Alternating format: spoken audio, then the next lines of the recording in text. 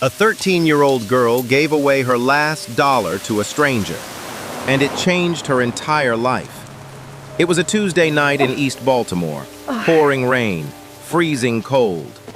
Lena Foster stood at a bus stop with $3.40 in her pocket. That was all she had. Next to her, an old woman sat shivering on the bench, lips blue, hands trembling. No money for the bus, no way to get home. Lena looked at her coins. If I help her, she knew I walk. if she paid this woman's fare, she'd have to walk 3 miles home, alone, in the dark, in the storm. She's 13. She should have kept walking. But Lena didn't think about herself. She never Ma'am, does. are you okay? She gave the old woman No, $1.90 sweetheart. and Please, stepped back take into it. the rain. What she didn't know, Go. what she Get couldn't one. possibly getting know, on? was that the I'm woman okay. she just saved was worth $4.2 billion, and that by tomorrow, everything about Lena's life, her mother's illness, her father's pain, her impossible dream, was about to change forever. Most adults would have crumbled under this weight. Lena Foster carried it with a straight back and a smile she didn't owe anybody. But before you understand what she did that night, you need to see what her life looked like that morning. 6 a.m., the Foster apartment. A tired 2-bedroom in a tired East Baltimore row house. Water stain on the ceiling patched with duct tape. A second-hand couch with a blanket thrown over the torn cushion. A small kitchen table covered with crayon drawings of butterflies and a biology textbook so worn the spine was cracked in 3 places. Someone else's name was crossed out on the inside cover. Lena had written hers underneath, in neat, careful letters, like she was claiming something that finally belonged to her. Lena was already up. She was always up first. She made toast for her little sister Nyla, laid out the 5-year-old's school clothes, poured a glass of juice, the last of the carton. She didn't pour one for herself. She told herself she wasn't hungry. She told herself that a lot. In the next room, her mother Diane was getting ready for work, ironing her hotel maid uniform carefully, even though the cuffs were fraying. Diane worked at the Harbor Regent Hotel downtown, housekeeping, double shifts most days. But something was wrong with Diane, something she tried very hard to hide. She moved slowly. She got winded just from standing, and when she thought nobody was looking, she'd press her hand against her chest and close her eyes, just for a second. Just long enough to breathe through whatever was squeezing her from the inside. Mitral valve disease. That's what the doctors called it. They said she needed surgery. They said it would cost $180,000. They said it without looking her in the eye. Diane didn't have insurance. She didn't have savings. She had a maid's salary and 2 daughters and a husband who couldn't work. So she didn't get the surgery. She just kept ironing her uniform, kept showing up, kept pressing her hand to her chest when she thought no one was watching. But Lena was watching. Lena was always watching. That's why she'd asked her science teacher, Mrs. Dawson, how the heart's mitral valve works. Not for a school project, not for extra credit, because she needed to understand what was happening inside her mother's chest. Mrs. Dawson had looked at this 13-year-old girl, asking questions most college students wouldn't think to ask, and handed her a university-level anatomy textbook. Lena held it like it was made of gold. Her father Curtis sat at the kitchen table that morning, circling want ads with a pen that was almost out of ink. His cane leaned against the chair. 2 years ago, Curtis Foster was a construction worker, strong, proud, the kind of man who could carry his daughters on his shoulders without breaking stride. Then a steel beam shifted on a job site. His back never recovered. Now he walked with a cane. He picked up whatever work he could find, fixing a neighbor's leaky pipe, patching someone's drywall, cash jobs, under the table. Not enough. His back medication cost $95 a month. Diane's heart medication cost $210. They couldn't afford both, so Curtis stopped taking his pills, quietly, without telling anyone. He figured the pain was his to carry. He'd been carrying it for 2 years. When Lena walked past him that morning, he caught her hand, squeezed it once, didn't say a word, didn't need to. Lena dropped Nyla off at Miss Thelma's apartment next door. Miss Thelma, 60-something, retired church choir director, the kind of neighbor who was more grandmother than friend. She greeted them singing a hymn and pressed a brown paper bag into Lena's hands. "Leftover biscuits from Sunday, baby girl. Don't you dare argue with me." Lena tried to give it back. Miss Thelma gave her the look. Every black child in America knows the look. Lena took the bag. She knelt down to Nyla. "Be good for Miss Thelma, okay?" Nyla held up a crayon drawing, a butterfly with lopsided wings. "This one's for you, Lily." Lena tucked it inside her biology textbook, right between the chapter on cardiac anatomy and the chapter on blood circulation. At school, Lena sat in biology class with a cracked microscope and textbooks from 2011. Franklin Middle School didn't have much. But Lena didn't need much. She stayed after class and asked Mrs. Dawson 3 more questions about mitral valve repair. Mrs. Dawson watched her scribble notes and said, "Lena, you'd make a remarkable doctor someday." Lena smiled. "That's the plan." At lunch, she ate Miss Thelma's biscuits alone at a corner table, reading the anatomy book. A classmate asked what she was reading. "Just studying," Lena said. What she didn't say, "I'm trying to understand why my mother can't breathe." 3:30. School was out, but Lena's day wasn't. She walked 6 blocks to Jeffrey's corner grocery.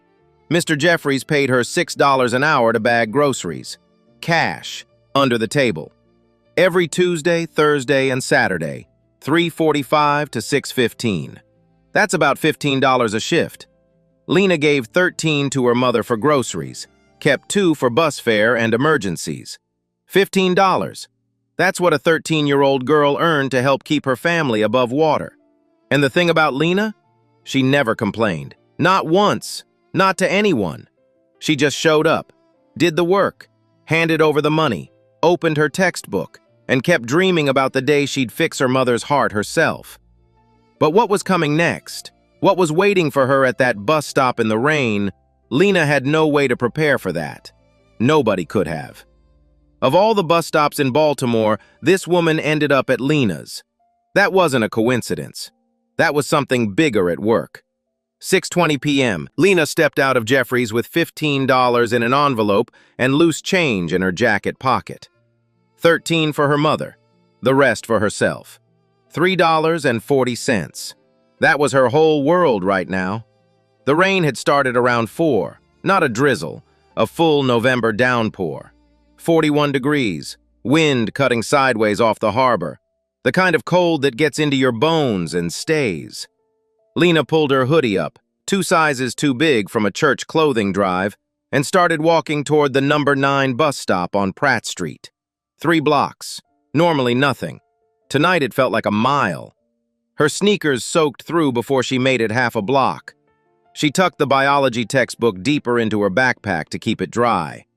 That book mattered more than dry feet, more than warm hands, more than just about anything she owned. Her phone buzzed. A text from her dad. "Mom took an extra shift. I'm making rice and beans. Be safe coming home, baby girl." She texted back a heart emoji. Then, "Almost at the bus stop." Head down, rain hammering her hood, headlights smearing through water like wet paint on dark canvas. The smell of soaked concrete and fried food from a takeout spot she'd never once been inside. Then she reached the bus stop. Under the plexiglass shelter sat an old woman, white, thin, late 70s. She wore a beige raincoat, expensive fabric even rumpled and soaked through.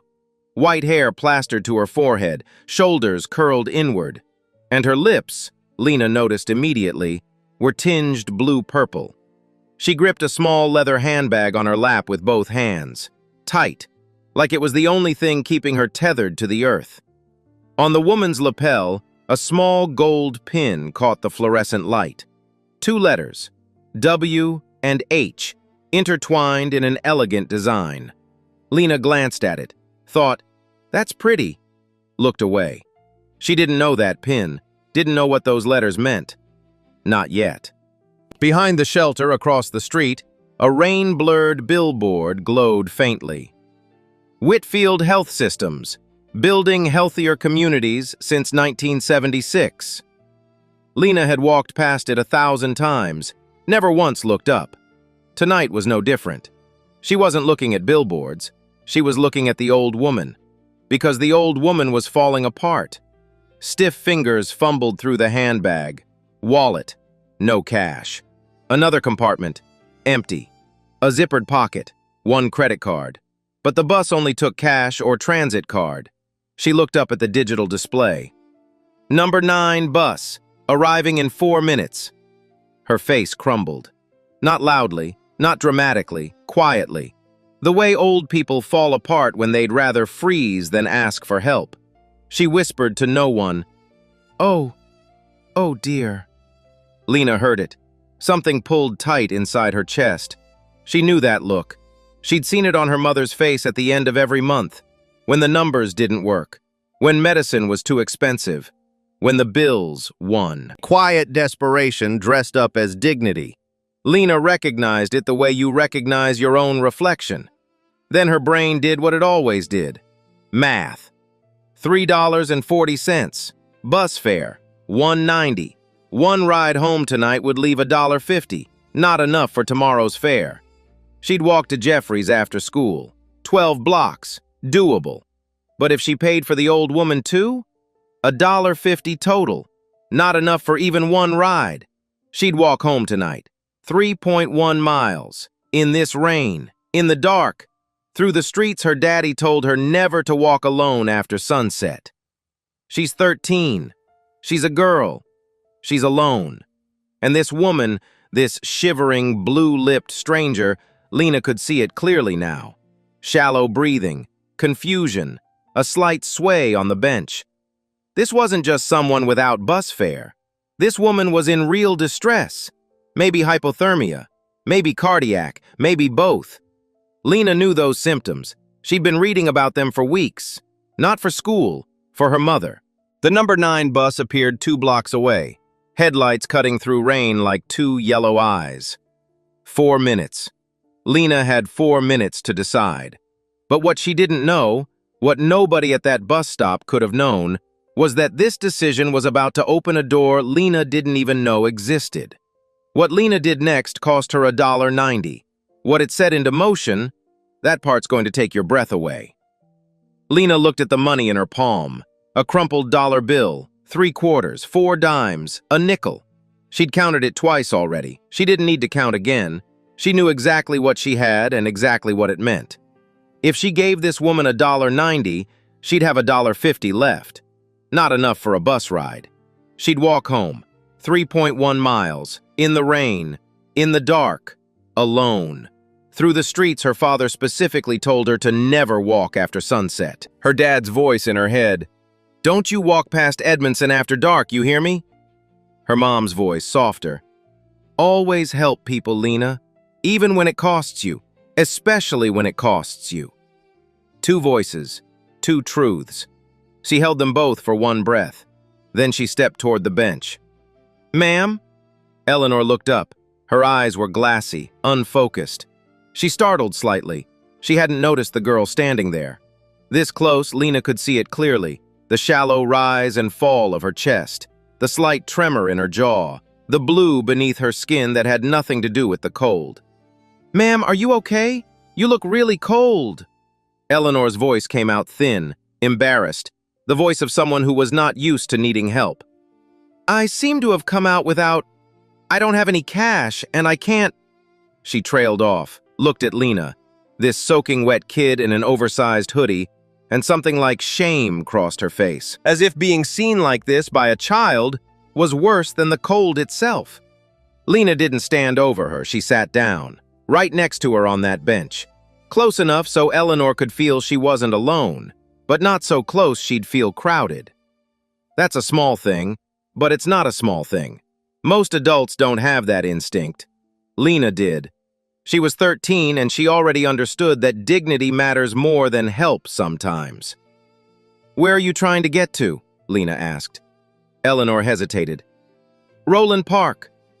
Roland Park, 9 miles north, one of the wealthiest neighborhoods in Baltimore. A clue sitting right there in the open. But Lena didn't know Baltimore's geography by income bracket. She just knew it was on the number 9 route. "That's this bus. It's coming right now. Here." She held out $1.90 in exact change.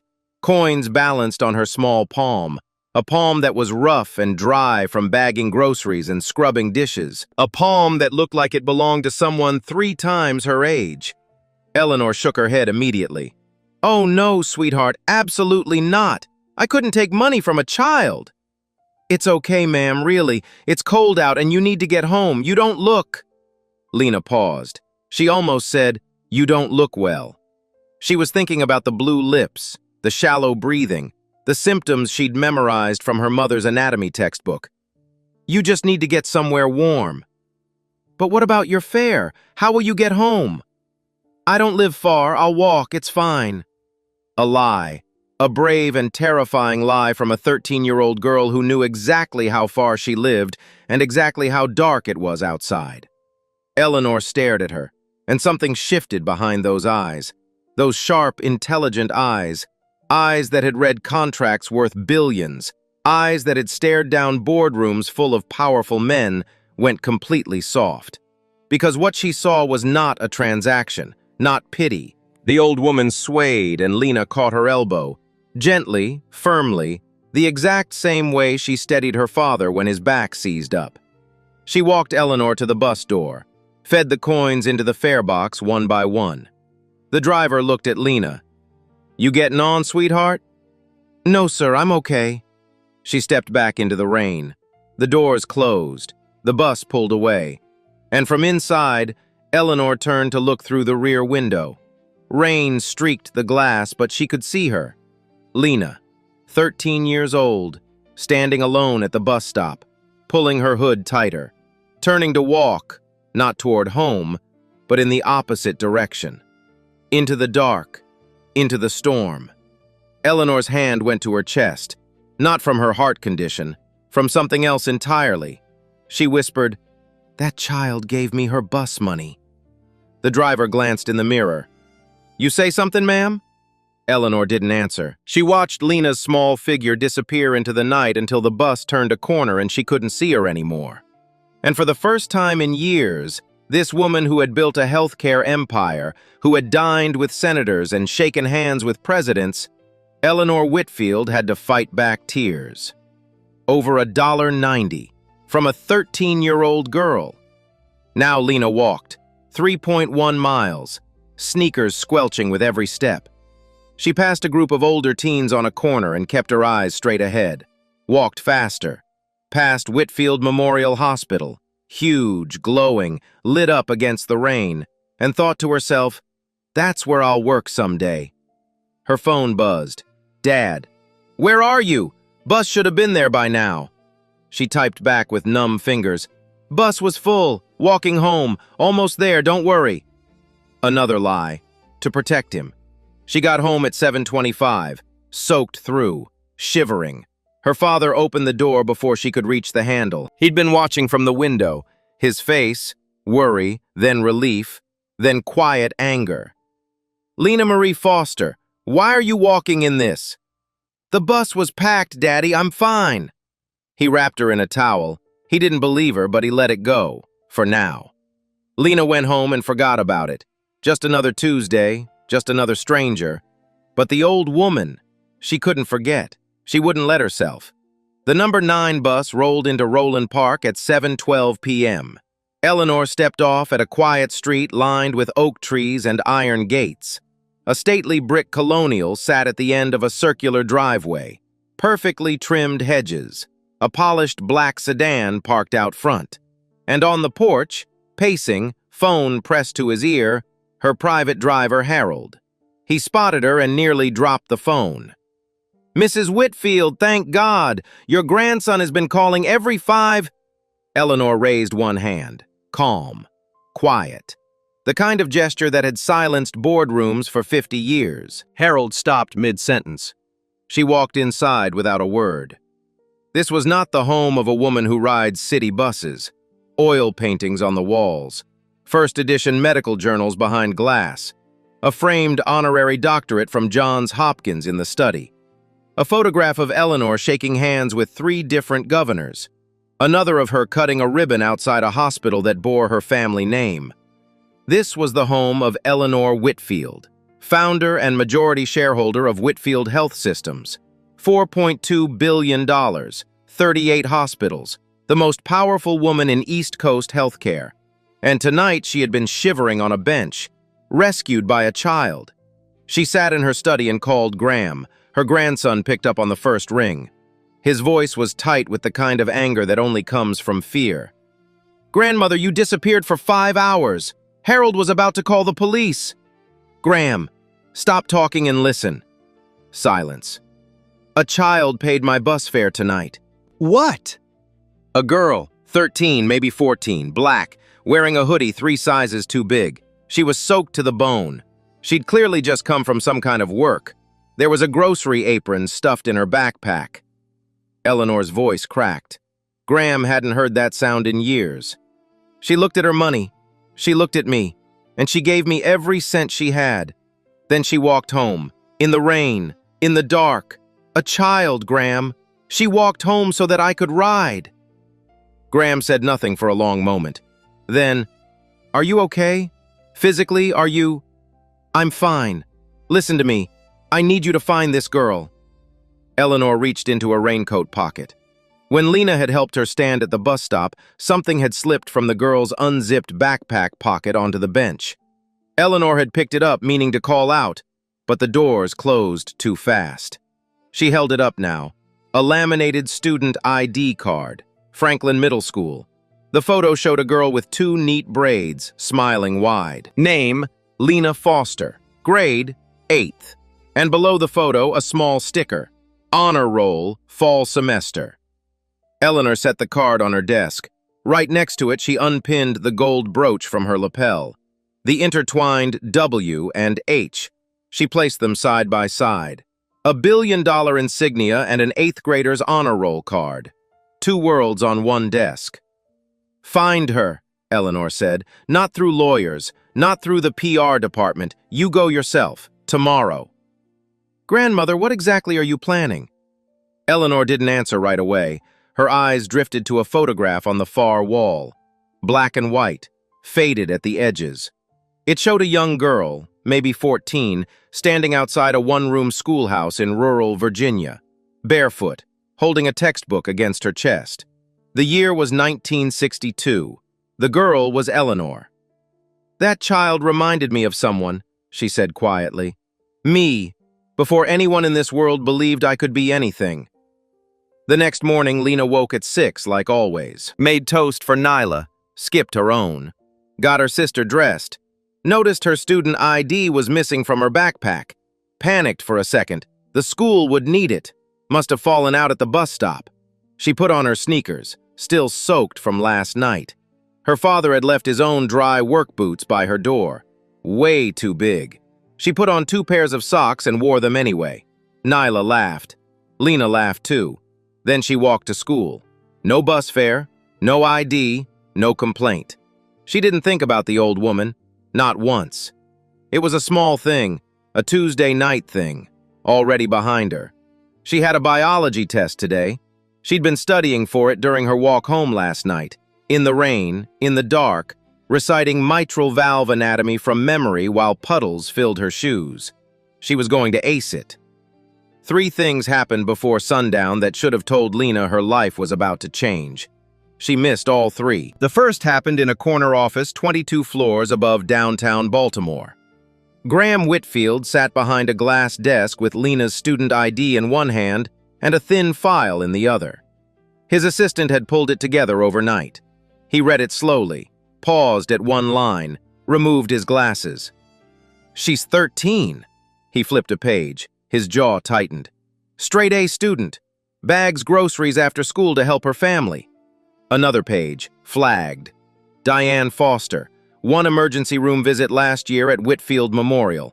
Mitral valve disease. Surgery recommended. Deferred. Reason? Uninsured. Unable to pay." Graham set the file down, stared at the school ID. This little girl with 2 braids, smiling like the world hadn't given her a single reason to. He picked up his phone. "Cancel my afternoon." The second thing happened at Franklin Middle School, last period. The office called Lena out of class. Her heart dropped. Was it her mom? Did something happen? She rushed to the front desk. The secretary looked up with a half-curious expression. "Relax, honey, nobody's hurt. Some company called asking to verify your enrollment. Said they were from a foundation. A W something. You apply for a scholarship I don't know about?" Lena frowned. "No, ma'am." "Well, you should. You've got the grades for it." Lena went back to class, confused, a little uneasy, but her biology test was next period and she had bigger things to think about. She scored 96%. The third thing happened at 4:15. Miss Thelma was watching Nyla at her apartment. She glanced out the window and saw something that didn't belong on their block. A polished black sedan, brand new, the kind of car that cost more than a year's rent on this street. A man in a suit sat inside, looking at the address numbers, writing something down. Miss Thelma texted Diane, "There's a fancy car sitting outside your place. You got a rich uncle I don't know about?" Diane was halfway through her hotel shift. She texted back, "Probably a lost Uber, LOL." Nobody thought twice. But that car wasn't lost. That man wasn't confused. And by tomorrow evening, every single person in the Foster family would know exactly who he was and why he'd come. The knock came at 5:45, and everything the Foster family thought they knew about last Tuesday night was about to be completely rewritten. Lena had just gotten home from Jeffrey's. Curtis was in the kitchen making rice. Nyla was at the table drawing butterflies. A normal evening. A quiet evening. The kind of evening where nothing ever happens. Lena dropped her backpack by the door and pulled something from the front pocket. Her biology test. 96%. She held it up with a grin she couldn't hide. Curtis looked at it, and his whole face changed. Not just pride, something deeper. Like watching proof that his daughter was going to make it out. Going to be something, despite everything. "That's my girl," he said, and pinned it to the fridge with a magnet, right next to Nyla's butterflies. Then came the knock. Firm, polite. 3 measured beats. Not the knock of a neighbor borrowing sugar, not the knock of a bill collector. Something else entirely. Curtis picked up his cane and went to the door. He opened it halfway, the way you open a door when you're not expecting anyone and you live in a neighborhood where unexpected knocks aren't always good news. A white man stood in the hallway. Early 40s, clean-shaven. Charcoal suit tailored so precisely it looked like it had been sewn onto his body. Behind him, a woman in a blazer holding a leather portfolio. They looked like they'd stepped out of a different universe, which, in a way, they had. "Mr. Foster?" Curtis's grip tightened on his cane. "Yes? My name is Graham Whitfield. I'm the CEO of Whitfield Health Systems." Curtis blinked. The name meant nothing to him. "I believe your daughter Lena met my grandmother last week, at the number 9 bus stop." Curtis's face shifted. Confusion first, then a flash of protective alarm. He angled his body slightly in front of the doorway, the instinct of a father who didn't know what was coming, but was ready to stand between it and his child. "What's this about?" "May I come in? I promise, this is good news." Lena appeared behind her father. She'd heard the voice from the kitchen. She saw the suit. She saw the woman with the portfolio. And then Graham said the words, "Whitfield Health Systems," and something inside her brain started spinning. Whitfield. W-H. The gold pin on the old woman's coat, the elegant letters she'd thought were pretty, W and H, Whitfield Health. The billboard behind the bus stop she'd never bothered to look at. Whitfield Health Systems, building healthier communities since 1976. The hospital she walked past on her way home that night, glowing in the rain. Whitfield Memorial. It all crashed together. Every clue she'd missed, every detail she'd glanced at and filed away without knowing what it meant. All of it, slamming into place at once inside a 13-year-old's mind. "Daddy," she said quietly, "I think this is about the lady at the bus stop." Curtis turned to look at his daughter. "What lady? What bus stop?" Lena hadn't told anyone. Not her father, not her mother, not Miss Thelma, not a soul. Graham stepped inside, He sat down at the kitchen table, the same table with the butterfly drawings and the 96% biology test pinned to the fridge behind him. He looked around the apartment, the duct-taped ceiling, the second-hand couch, the anatomy textbook sitting beside a plate of rice. Then he explained. Eleanor Whitfield, his grandmother, was the founder and majority shareholder of Whitfield Health Systems, a healthcare company worth $4.2 billion.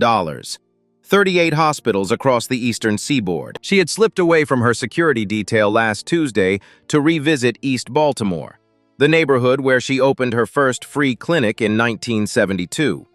A private pilgrimage she made every few years. Alone. She got caught in the storm. Her phone died. She had no cash. She was disoriented and showing early signs of hypothermia and cardiac distress. "That's when your daughter found her," Graham said. Curtis was gripping his cane so hard his knuckles had gone pale. "Lena paid my grandmother's bus fare with what I understand was every cent she had. Then she walked home, over 3 miles, in the storm, alone, at night." The kitchen went silent. Even Nyla stopped drawing. She looked up, sensing something big was happening, something she didn't quite understand. Graham continued. "My grandmother has met world leaders, Fortune 500 executives, senators, people who perform kindness when there's a camera rolling and a tax write-off waiting. She told me, and these are her exact words, 'That little girl didn't help me because of who I was. She helped me because of who she is. And Graham, she's only 13. He reached into his jacket pocket and pulled out a laminated card. "Lena's student ID, 2 braids, big smile, honor roll sticker. She also asked me to return this." Lena took it. Her hands were trembling. Curtis looked at his daughter. His voice was rough. "Lena, why didn't you tell me?" She looked at the floor. Small voice. The voice of a child who carried too much and asked for too little. "Because you would have worried, Daddy." Curtis pulled her into his chest with one arm. His cane clattered to the floor. He didn't pick it up. He just held her, eyes red, jaw tight, holding his little girl who had walked 3 miles in the dark to protect a stranger and then lied about it to protect him. Nyla looked up from her drawing. "Lena, who's that man? Is he talking about the bus lady?" Everyone turned to her. "Lena told me she helped a grandma get on the bus because the grandma was cold and scared. She said the grandma reminded her of what our grandma would look like, if we had one." The room went completely still. Graham looked away, just for a moment, just long enough. What Eleanor Whitfield offered the Foster family wasn't charity, it was recognition. It was a woman who'd once been a barefoot girl in Virginia looking at another girl with the same fire and refusing to let it go out. But before the offer came the meeting, and before the meeting came a Saturday morning that the Foster family would remember for the rest of their lives.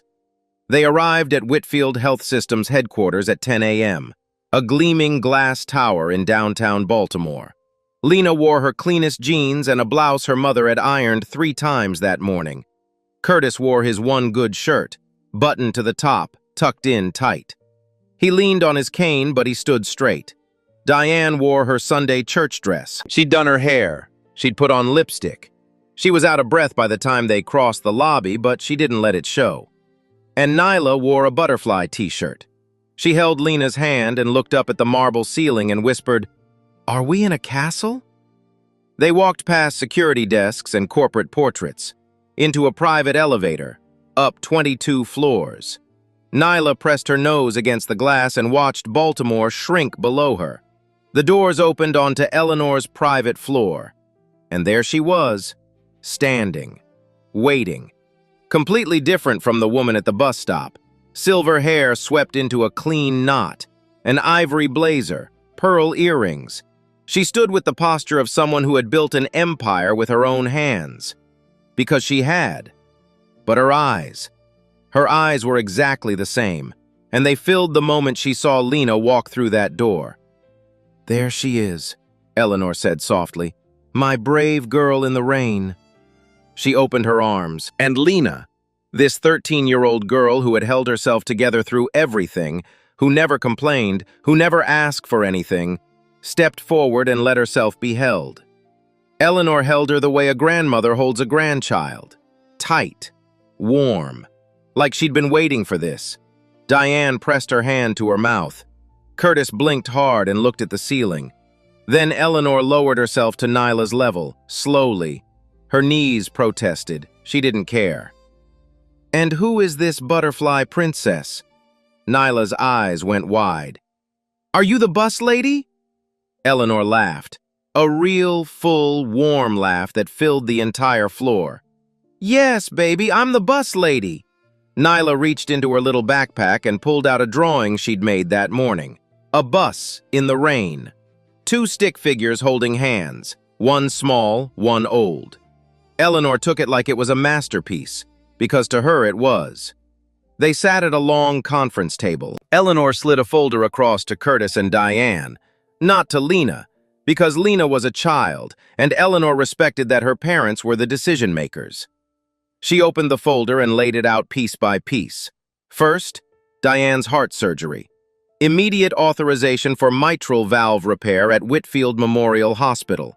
Their top cardiac surgical team. Full coverage, no cost to the family. Estimated value, $180,000.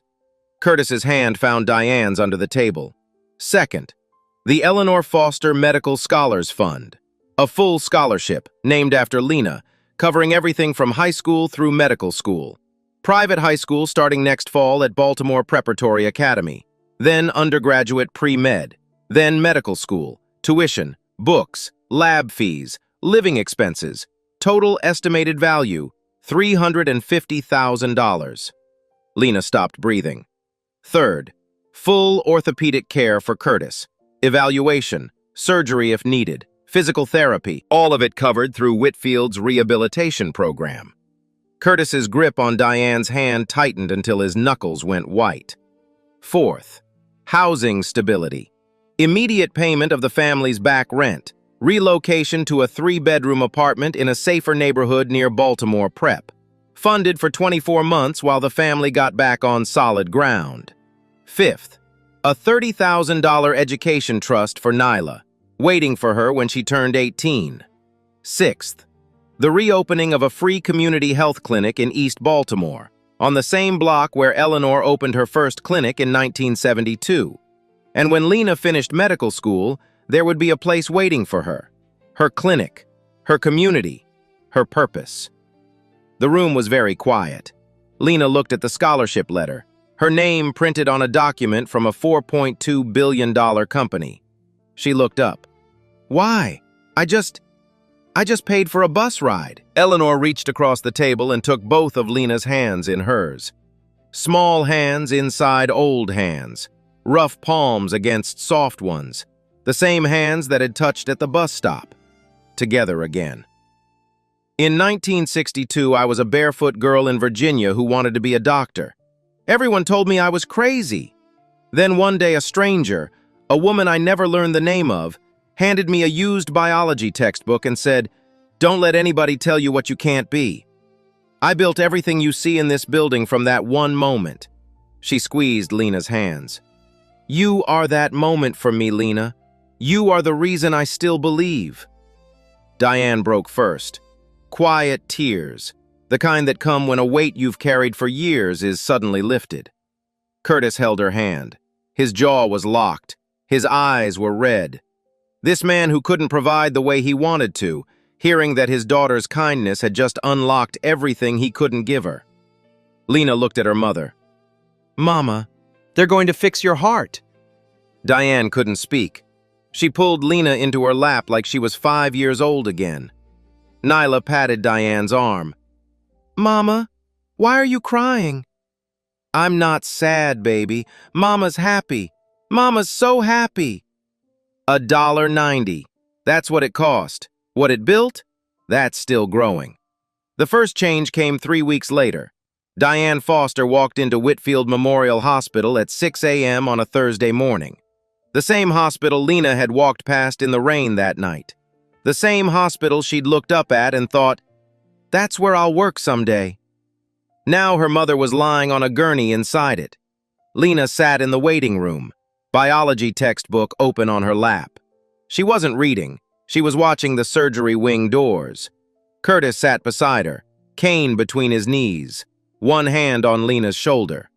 Nyla was curled across two chairs, sleeping with a stuffed butterfly tucked under her chin. 5 hours. 5 hours of silence and bad coffee and Lena pretending to read the same paragraph over and over. Then the surgeon walked through those double doors, looked at the family, and gave a thumbs up. Diane was going to be okay. Lena closed her textbook, put her face in her hands, and cried for the first time in as long as she could remember. Curtis started physical therapy 2 weeks after that. The first session was brutal. His back screamed at every movement. The therapist told him to take it slow. Curtis told the therapist he'd been taking it slow for 2 years.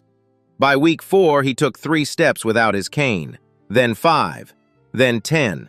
He stood in the middle of the rehab room, straight-backed, unassisted, his own 2 feet on solid ground, and tears rolled down his face. Not from pain. For the first time in 2 years, not from pain. Then came the move. A 3-bedroom apartment in a safer neighborhood near Baltimore Prep. Nyla got her own room for the first time in her life. She taped butterfly drawings on every wall. Lena got a desk, her own desk, a real lamp, shelves for her books. She sat at it that first night and just stared at it, ran her fingers across the surface. A desk. Such a simple thing. But for a girl who'd been doing homework on a kitchen table covered in crayon drawings and overdue bills, it felt like a throne. First day at Baltimore Preparatory Academy. Lena walked through the front doors in a new uniform, carrying a new backpack. But inside that backpack, right next to the fresh notebooks and sharpened pencils, was the same worn biology textbook with the cracked spine. And beside it, a brand new stethoscope, a gift from Eleanor. Engraved on the bell in tiny silver letters, "Don't let anybody tell you what you can't be. E.W." First semester report card, straight A's, every single class. She took a photo and sent it to Eleanor. Eleanor texted back one word, "Obviously." Then came the clinic. A Saturday morning in April, the grand reopening of the East Baltimore Community Health Clinic. Same block where Eleanor had opened her first free clinic in 1972. Same neighborhood where Lena had grown up. Same streets she'd walked 1,000 times with holes in her shoes. Eleanor was there. In a wheelchair now, her health had declined over the winter. But she had insisted. Nobody argued with Eleanor Whitfield, not even her doctors. She and Lena cut the ribbon together. Eleanor held one side of the scissors, Lena held the other. A photographer from the Baltimore Sun captured the moment. It ran on the front page the next morning. Then it got picked up regionally. Then CNN. Whitfield Health Systems reopens historic Baltimore clinic, inspired by a $1.90 bus fare. The clinic opened its doors and didn't stop. Elderly neighbors getting blood pressure checked for the first time in years. A single mother bringing 3 kids in for free vaccinations. A diabetic man getting his insulin adjusted properly for the first time in his life. Diane, healthy now, strong now, glowing in a way her daughters had never seen, volunteered at the front desk twice a week. And Miss Thelma became the clinic's unofficial greeter, standing at the door with the same warmth she'd shown every child who'd ever knocked on her apartment door. "Come on in, baby, you're home!" The Eleanor Foster Medical Scholars Fund expanded. 8 scholarships in the first year. All kids from underserved Baltimore communities. All with the grades and the heart, but not the resources. And the number 9 bus stop on Pratt Street, the one where a 13-year-old girl gave away her last dollar, got a small plaque. Not from the company, from the community. The Lena Foster stop, where kindness changed a life. But the moment that gets me, the one I keep replaying, happened on an ordinary Tuesday 10 months later. Rainy evening, because of course it was. Lena was coming home from Baltimore Prep. She walked to the number 9 bus stop on Pratt Street. Same stop, same bench, same plexiglass shelter where everything started. But Lena was different now. Student transit pass, warm rain jacket, dry shoes. a backpack full of AP biology notes, and a stethoscope she carried everywhere like a promise. She sat on the bench and watched the rain come down. Then she saw them. A boy, maybe 11 or 12, black, fast food uniform under a thin windbreaker, standing in the rain counting coins with the focus of someone who already knew the answer wasn't enough. Next to him on the bench, an old man, patting empty pockets one after another, looking at the approaching bus with the kind of defeat that settles into your face when you've run out of options. Lena watched the boy do the math, watched him look at his coins, look at the old man, watched him make the same calculation she'd made in this exact spot 10 months ago. The boy put $1.90 into the old man's hand, stepped back from the bus. Lena stood up, walked to the boy, pulled out her transit pass and a $20 bill. "Here, take the bus. Get yourself something warm to eat." The boy stared. "I can't take your money." "Yeah, you can. Someone did it for me once, right here on this bench. Changed my whole life. Now I'm doing it for you. That's how it works." He took the 20, got on the next bus, looked back at her through the window. She waved. He waved back. Lena sat down again, rain tapping her jacket, and smiled. That night in Roland Park, Eleanor Whitfield sat in her study. Weaker now, but eyes still sharp, still warm. On her desk, the ribbon-cutting photo, Nyla's butterfly bus drawing, and a handwritten letter from Lena. The last line read, "You didn't just change my family's life, Mrs. Whitfield. You showed me that the smallest thing you do for a stranger might be the biggest thing that ever happens to them. I'm going to be a doctor, and the first patient I help for free will be because of you." Eleanor set the letter down, looked at the black and white photograph of herself at 14, barefoot, holding a textbook. Virginia, 1962. She whispered, "Don't let anybody tell you, Lena." She unpinned the gold brooch from her blazer, clipped it to the ribbon-cutting photo, right next to Lena's face, where it belonged.